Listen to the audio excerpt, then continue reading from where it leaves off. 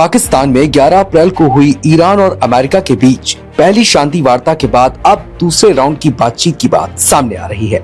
माना जा रहा है कि इस हफ्ते गुरुवार को यानी 16 अप्रैल को ये बातचीत हो सकती है, लेकिन अब सबसे बड़ा सवाल है कि ये बातचीत होगी कहाँ।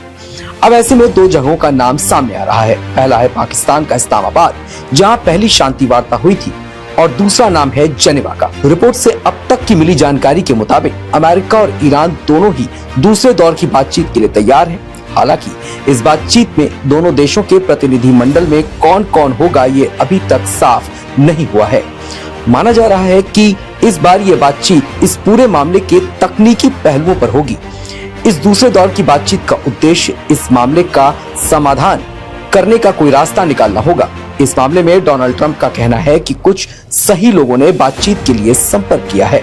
हालांकि उन्होंने ये नहीं बताया कि ये लोग कौन थे। जबकि भारत में रह रहे ईरान के राजदूत मोहम्मद फतह अली का कहना है कि वो बातचीत करने और इस समस्या का समाधान निकालने के रास्तों पर चर्चा करने के लिए पूरी तरह से तैयार है। लेकिन साथ ही ईरान का यह भी कहना है कि यूएस को अपनी गैर कानूनी मांगों को छोड़ना होगा। उनका साफ कहना है कि दूसरे राउंड की बातचीत इस बात पर ज्यादा निर्भर करेगी कि यूएस का इस पूरे मामले और हमारी मांगों पर क्या स्टैंड होता है। ईरान का कहना है कि वो शांति वार्ता और युद्ध दोनों के लिए तैयार है। वहीं डोनाल्ड ट्रंप का भी यही कहना है कि अगर ईरान उनकी मांगे स्वीकार करता है तो बातचीत के माध्यम से कोई हल निकालने के लिए वो तैयार है। इस बातचीत को इसलिए भी जरूरी माना जा रहा है क्योंकि जैसे जैसे सीज फायर के दिन खत्म हो रहे हैं, वैसे वैसे पूरी दुनिया की टेंशन भी लगातार बढ़ती जा रही है, क्योंकि ये युद्ध जितना लंबा चलेगा उतना ही दुनिया को इसकी भारी कीमत अदा करनी होगी।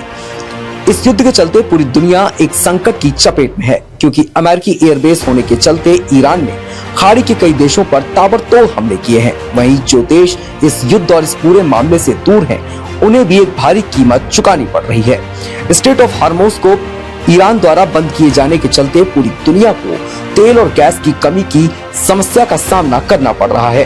भारत समेत पूरी दुनिया में चीजों के दाम बढ़ गए हैं। आपको बता दें कि दोनों देशों के बीच हुए 2 हफ्ते के सीज फायर की मियाद 21 अप्रैल को खत्म हो रही है।